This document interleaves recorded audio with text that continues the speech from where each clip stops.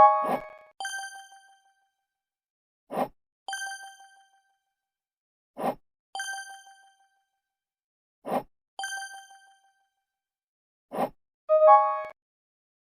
Hello friend, आज हम बात करेंगे सेकेंडरी स्कूल एग्जामिनेशन 2022 का एनुअल एग्जाम में पूछे गए सभी क्वेश्चनों के बारे में चर्चा करेंगे।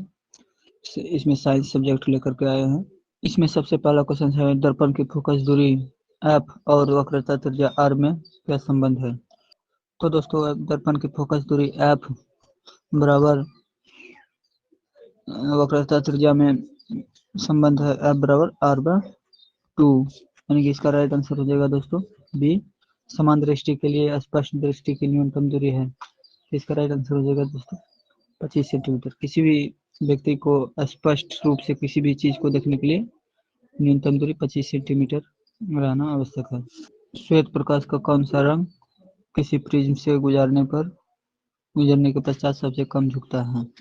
तो दोस्तों, जब श्वेत प्रकाश को जब प्रिज्म से गुजारा जाता है तो इसमें से कौन सा रंग सबसे कम झुकता है, तो इसका राइट आंसर हो जाएगा दोस्तों सी, यानी कि लाल रंग सबसे कम झुकता है। इस तरह से दिखता है, सबसे कम झुकता है वो लाल रंग होता है। मानव आंख की रेटिना द्वारा बनाई गई छवि होती है। तो दोस्तों, मानव आंख में जो छवि बनती है वो वास्तविक और उल्टा बनती है। आकाश का रंग नीला प्रतीत होता है। आकाश का रंग जो है नीला क्यों प्रतीत होता है, इसका राइट आंसर हो जाएगा दोस्तों प्रकाश के प्रकीर्णन के कारण। किसके कारण? प्रकाश के प्रकीर्णन के कारण। किस दर्पण से वस्तु का प्रतिबिंब बड़ा होता है, तो इसका राइट आंसर हो जाएगा दोस्तों अवतल दर्पण। अवतल दर्पण में वस्तु से बड़ा प्रतिबिंब बनता है। निम्नलिखित में कौन सा लेंस निकट दृष्टि दोष को ठीक करने के लिए उपयोग किया जाता है, इसका राइट आंसर हो जाएगा दोस्तों अवतल लेंस। अवतल लेंस। निम्नलिखित में से कौन उपकरण विद्युत धारा की उपस्थिति दर्शाता है। ऐसा कौन सा उपकरण है जो कि विद्युत धारा की उपस्थिति दर्शाता है, इसका गैल्वेनोमीटर। गैल्वेनोमीटर जो है विद्युत की धारा की उपस्थिति को दर्शाता है। नेक्स्ट अगले नंबर का क्वेश्चन है, विभवांतर का एसआई मात्रक होता है। विभवांतर का एसआई मात्रक होता है दोस्तों वोल्ट। विभवांतर का एसआई मात्रक वोल्ट होता है। 1 किलोवाट घंटा किसके बराबर होता है, यानी कि 1 किलोवाट जो है किसके बराबर होता है दोस्तों सी 3.6 इंटू 10⁻⁶ जूल के बराबर होता है। नेक्स्ट अगले नंबर का क्वेश्चन है दोस्तों, नवीकरणीय ऊर्जा का स्रोत क्या है। नवीकरणीय ऊर्जा का स्रोत क्या होगा दोस्तों, इसका राइट आंसर हो जाएगा दोस्तों बी। सौर ऊर्जा जो है नवीकरणीय ऊर्जा का स्रोत है। कौन सा लेंस अपसारी लेंस भी कहा जाता है। अवतल लेंस। अवतल लेंस को अपसारी लेंस भी कहा जाता है। प्रकाश का प्राथमिक वर्ण कौन है, तो दोस्तों प्रकाश का प्राथमिक वर्ण है लाल, नीला और हरा। तीनों जो है प्रकाश का प्राथमिक वर्ण है, यानी इसका राइट आंसर हो जाएगा दोस्तों डी उपरोक्त सभी। निम्नलिखित में से कौन नेत्र का रंगीन भाग होता है। नेत्र में जो है एक भाग क्या होता है दोस्तों रंगीन भी होता है, उस भाग को कहते हैं आइरिस। क्या कहते हैं दोस्तों, आइरिस कहते हैं। जो भाग रंगीन होता है उसे आइरिस कहते हैं। 1 HP बराबर होता है, 1 HP किसके बराबर होता है, इसका राइट आंसर हो जाएगा 746 वाट के बराबर। 746 वाट के बराबर। नेक्स्ट अगले नंबर का क्वेश्चन है, जब किसी चालक तार से विद्युत धारा प्रवाहित होती है तो गतिशील कण होता है। जब किसी तार में जब विद्युत धारा प्रवाहित किया जाता है तो उसमें जो गति करता है, उस तार में जो गति करता है वो जो कण गति करता है वो कण क्या कहलाता है, इलेक्ट्रॉन कहलाता है। इसका राइट आंसर इलेक्ट्रॉन हो जाएगा दोस्तों। एम्पियर घंटा मात्रक है। एम्पियर घंटा मात्रक है। एम्पियर घंटा मात्रक है दोस्तों आवेश का। इसका राइट आंसर बी हो जाएगा।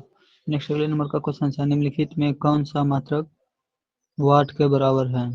ऐसे कौन सा मात्रक है जो कि वाट के बराबर है, इसका J/S। J/S क्या है, वाट का मात्रक है। विद्युत धारा का मात्रक है। विद्युत धारा का मात्रक क्या होता है दोस्तों, एम्पियर होता है। विद्युत धारा का मात्रक क्या होता है दोस्तों, एम्पियर होता है। नेक्स्ट अगले नंबर का क्वेश्चन है, ग्लोबल वार्मिंग के लिए उत्तरदायी कौन है। ग्लोबल में जो तरह तरह की आपदाएं आती है, उसके लिए उत्तरदायी कौन है? उसका राइट आंसर हो जाएगा दोस्तों CO2। CO2 की मात्रा सबसे अधिक बढ़ रहा है। शरीर में भोजन का पचना किस प्रकार की अभिक्रिया है? शरीर में जो भोजन का पाचन होता है उस क्रिया को क्या कहते हैं दोस्तों? उपचयन। इसका राइट आंसर हो जाएगा दोस्तों उपचयन। उपचयन की क्रिया के द्वारा हमारे शरीर का भोजन पचता है। निम्नलिखित में कौन सबसे अधिक अभिक्रियाशील है? इसमें जितने भी तत्व दिखाए गए हैं, इसमें सबसे अधिक क्रियाशील तत्व कौन सा है, इसी का पता करना है। इसमें जो सबसे अधिक क्रियाशील पदार्थ तत्व है दोस्तों, वो कॉपर है, Cu है, यानी कि इसका राइट आंसर ए हो जाएगा। नेक्स्ट अगले नंबर का क्वेश्चन है, कोई विलयन लाल लिटमस को नीला कर देता है, उसका पीएच मान कितना होगा? कोई एक विलयन है जो कि लाल लिटमस को नीला कर देता है, उसका पीएच मान कितना हो जाएगा दोस्तों? किसी भी लिटमस को लाल से नीला करने के लिए क्षारीय विलयन का ही प्रयोग किया जाता है। तो दोस्तों क्षारीय का मान होता है 7 से ऊपर क्षारीय होता है और 7 से नीचे अम्लीय होता है। तो दोस्तों 11 भी क्षारीय है और 10 भी क्षारीय है, तो इसका राइट आंसर हो जाएगा दोस्तों डी, ए और बी दोनों। तो निम्नलिखित में किस धातु को केरोसिन में डुबाकर रखते हैं? ऐसा कौन सा धातु है दोस्तों जिसे कि हम लोग केरोसिन में डुबा कर रखते हैं? तो दोस्तों ऐसे धातु दो ठो है, एक पोटेशियम है और एक सोडियम है। इसमें पोटेशियम नहीं लिखा गया है, तो इसका राइट आंसर हो जाएगा दोस्तों बी, सोडियम। अपमार्जक से बनाए जाते हैं। अपमार्जक से दोस्तों क्या क्या बनाए जाते हैं? हम लोग जो सर्फ का यूज करते हैं कपड़ा धोने के लिए, जिस पाउडर का यूज करते हैं उसमें भी अपमार्जक रहता है, और शैम्पू जो हम लोग लगाते हैं उसमें भी अपमार्जक रहता है, यानी कि इसका राइट आंसर हो जाएगा ए भी, सर्फ एक्सेल भी, शैम्पू भी हो जाएगा और इजी सर्फ भी। इजी सर्फ में भी एक अपमार्जक रहता, तो इसका राइट आंसर हो जाएगा दोस्तों डी, उपरोक्त सभी। इसका राइट आंसर डी हो जाएगा। सौर सेल में किसका उपयोग होता है? तो दोस्तों सौर सेल में किसका उपयोग होता है? सौर सेल यानी कि दोस्तों सोलर प्लेट, जिसको हम लोग बोलते हैं देहाती भाषा में सोलर प्लेट, उसमें जो दोस्तों सिलिकॉन का प्रयोग किया जाता है। किसका? सिलिकॉन को जब धूप में रखा जाता है उससे इलेक्ट्रॉन प्रवाहित होता है, जिससे कि हमें करंट मिलते हैं, विद्युत धारा मिलते हैं, और जिससे हमें विद्युत की आपूर्ति होती है। इसमें राइट आंसर हो जाएगा दोस्तों बी, सिलिकॉन। निम्नलिखित में से किसका उपयोग खाना बनाने वाले ईंधन में नहीं होता है? ए, CNG का उपयोग हम लोग खाना बनाने नहीं करते। घर में जो हम लोग गैस का उपयोग करते हैं वो होता है LPG। निम्नलिखित में कौन सा समीकरण संतुलित नहीं है? इसमें ये पता करना है कि दोस्तों ऐसा कौन सा समीकरण है जो कि सही क्रम में नहीं है। सबसे पहले हम चेक करते हैं H2 + Cl2। H भी दो ठो है और Cl भी दो ठो है। यहाँ पर देखते हैं दो को पूरा 2HCl, यानी कि दो ठो H भी हो गया और Cl भी दो ठो हो गया, यानी कि ठो राइट है। नेक्स्ट अगले नंबर का है PbNO3 2, यानी कि Pb एक ठो, N दो ठो और O 6 ठो हो जाएगा। यहाँ पर PbO एगो होगा, O एगो Pb, यहाँ तक तो ठीक है। और यहाँ पर देखिए N भी एक ठो है और O2 O दो ठो है, फिर यहाँ भी दो ठो है, 2 2 4 1 5 ठो ही O पूरा है, यानी कि इसका एक ठो समीकरण पूरा नहीं है, पूरा संतुलित नहीं है। बी जो है राइट आंसर हो जाएगा। नेक्स्ट अगले नंबर का क्वेश्चन है, इन सबको भी आप लोग अपने से प्रैक्टिस करके चेक कर लीजिएगा। उदासीन विलयन का पीएच मान होता है, हमने आपको बताया दोस्तों 7 से ऊपर जो होता है वो क्षारीय होता है और 7 से नीचे जो होता है वो अम्लीय होता है। जो 7 जो होता है, 7 जिसका भी पीएच मान होता है वो उदासीन कहलाता है, यानी उदासीन का पीएच मान कितना हो गया? ये 7 हो जाएगा। पोटेशियम की परमाणु संख्या है, पोटेशियम की परमाणु संख्या कितना है दोस्तों? 19 है, इसका राइट आंसर 19 हो जाएगा। इथाइल अल्कोहल का अणुसूत्र है, एल्काइन कौन है?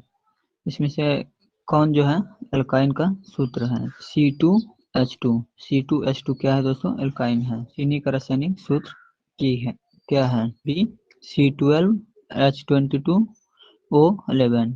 इसका राइट आंसर हो जाएगा बी दोस्तों। चीनी का रासायनिक सूत्र C12H22 और O11 होता है। मानव वृक्क की किस प्रणाली का एक हिस्सा है? मानव का जो वृक्क होता है, शरीर के अंदर जो वृक्क होता है, वो उससे ऐसा कौन सा प्रणाली कौन सा कार्य किए जाते हैं? उत्सर्जन। वृक्क क्या करता है दोस्तों? उत्सर्जन करते हैं। तो पौधों में जाइलम निम्नलिखित में से किसके परिवहन के लिए जिम्मेदार है? तो पानी के प्रवहन के लिए। पानी के प्रवहन के लिए जाइलम उत्तरदायी होता है। श्वसन के दौरान कौन सी गैस निकलती है? हम लोग जब श्वास लेते हैं तो उस दौरान कौन सी गैसें छोड़ते हैं हम लोग? दोस्तों हम लोग ऑक्सीजन ग्रहण करते हैं और CO2 छोड़ते हैं। हम लोग ऑक्सीजन ग्रहण करते हैं और CO2 छोड़ते हैं। श्वसन के दौरान CO2 निकलती है हमारे शरीर से। इसका राइट आंसर ए हो जाएगा, CO2। नेक्स्ट अगले नंबर का क्वेश्चन है, मानव में गर्भ की अवधि कितनी है? 270 दिन का होता है। कितने दिन का? 270 दिन का होता है। मुकुलन द्वारा अलैंगिक जनन निम्नलिखित किसमें होता है? मुकुलन द्वारा जो अलैंगिक जनन होता है दोस्तों, वो किसमें होता है? ईस्ट में। ईस्ट में मुकुलन द्वारा अलैंगिक जनन होता है। निम्न में से कौन सी बीमारी श्वसन तंत्र से संबंधित है? ऐसा कौन सा बीमारी है दोस्तों जो कि हमारे श्वसन तंत्र को प्रभावित करता है? टीबी। टीबी जो है हमारे श्वसन तंत्र को प्रभावित करता है। तो ब्रेन हेमरेज का मुख्य कारण है, अधिकतर लोगों का जो ब्रेन जो हेमरेज कर देता है, जिसके वजह से लोगों का मौत हो जाता है, इसका मुख्य कारण क्या है दोस्तों ब्रेन हेमरेज होने का? तो इसका राइट आंसर हो जाएगा दोस्तों हाइपरटेंशन। बहुत ज़्यादा टेंशन होने के कारण ब्रेन हेमरेज कर जाता है। निम्न में से परजीवी पादप का उदाहरण है? ऐसा कौन सा पादप है जो कि परजीवी है दोस्तों? कस्कुटा। कस्कुटा जो है परजीवी पादप है। ये दूसरे जीवों पर निर्भर रहता है। हृदय से रक्त को जो है दोस्तों संपूर्ण शरीर में जो पंप किया जाता है, संपूर्ण शरीर में जो भेजा जाता है, उसे हम क्या कहते हैं? अलिंद कहते हैं। उसे क्या कहते हैं दोस्तों? अलिंद द्वारा हमारे शरीर में पूरे रक्त को भेजा जाता है। नेक्स्ट, हाइड्रा में अलैंगिक जनन की विधि है? हाइड्रा में जो है दोस्तों अलैंगिक जनन होता है, उसका विधि क्या है? मुकुलन विधि द्वारा। किस विधि द्वारा? मुकुलन विधि द्वारा। जनन संचारित रोग है। जनन संचारित रोग है। ऐसा कौन सा रोग है जो कि जनन से ही दूसरे व्यक्ति में होते हैं? इसका राइट आंसर हो जाएगा दोस्तों सिफिलिस भी होता है दूसरे व्यक्ति में जनन के द्वारा, और एड्स भी जनन के द्वारा दूसरे व्यक्ति में हो जाता है, और गोनोरिया रोग भी जनन द्वारा दूसरे व्यक्ति में हो जाता है। डी इनमें से सभी। इसका राइट आंसर डी हो गया। नेक्स्ट अगले नंबर का क्वेश्चन है, पुष्प का सबसे बाहरी भाग है? पुष्प का जो सबसे बाहर रहता है जो भाग, उसे हम क्या कहते हैं दोस्तों? बाह्य दलपुंज। पुष्प में देखते होंगे एक ठो जो है बीच से ऐसे निकला हुआ रहता है, उसे हम बाह्य दलपुंज कहते हैं। ब्लड समूह ए में कौन सा एंटीबॉडी होता है? ब्लड का समूह होता है दोस्तों ए बी ओ और ओ ए, ये सब समूह होता है, और उसमें जो ए जो ब्लड का समूह होता है, उसमें कौन सा एंटीबॉडी पाया जाता है? इसका राइट आंसर हो जाएगा दोस्तों बी। इसका राइट आंसर बी हो जाएगा, सी हो जाएगा, यानी कि बी।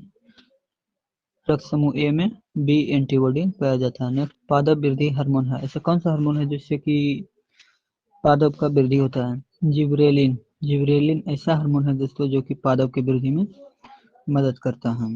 हार्मोन स्रावित होता है? हार्मोन जो है दोस्तों वो स्रावित किसके द्वारा होता है? अंतःस्रावित ग्रंथि द्वारा। अंतःस्रावित ग्रंथि द्वारा हार्मोन स्रावित होता है। नेक्स्ट, मनुष्य के मुख गुहा में कितने जोड़े लार ग्रंथियां पाई जाती है? 3 ग्रंथियां। 3 ग्रंथियां लार 3 जोड़े लार ग्रंथियां पाई जाती है। नेक्स्ट, एंड्रोजेन है? एंड्रोजेन क्या है दोस्तों? मेल हार्मोन है। एंड्रोजेन मेल हार्मोन है। मटर को अपने प्रयोग के लिए किसने चुना? किस वैज्ञानिक ने सबसे पहले मटर का प्रयोग किया? इसका राइट आंसर हो जाएगा दोस्तों मेडल। मेडल ने मटर का प्रयोग किया अपने प्रयोग के लिए। तो दोस्तों इसी तरह के और भी अपडेट यदि आप लोग को चाहते हैं कि सबसे पहले हम पाए, तो नीचे लिंक दिए गए हैं, उसको फॉलो करें और सबसे पहले अपडेट पाते रहें। ये रहा मेरा यूट्यूब चैनल का लिंक, जहाँ पर सबसे पहले अपडेट मिल जाता है, और ये व्हाट्सएप ग्रुप का लिंक, यहाँ से भी आप हमें कॉन्टैक्ट कर सकते हैं, और ये रहा मेरा व्हाट्सएप नंबर, और यह मेरा ईमेल आईडी, जिससे कि किसी भी तरह से आप कॉन्टैक्ट कर सकते हैं। इसका PDF मैं डिस्क्रिप्शन में डाल दूंगा, पिछला वीडियो ऑलरेडी बन चुका है ज्योग्राफी और हिस्ट्री का, आप लोग वहाँ पर जाकर देख सकते हैं, प्लेलिस्ट में जाकर देख सकते हैं। हम प्लेलिस्ट का लिंक वीडियो के डिस्क्रिप्शन में डाल देंगे। और भी यदि चाहते हैं तो आप लोग मदद कीजिए, मैं और भी आप लोगों के लिए वीडियो बनाता रहूँगा। थैंक्स।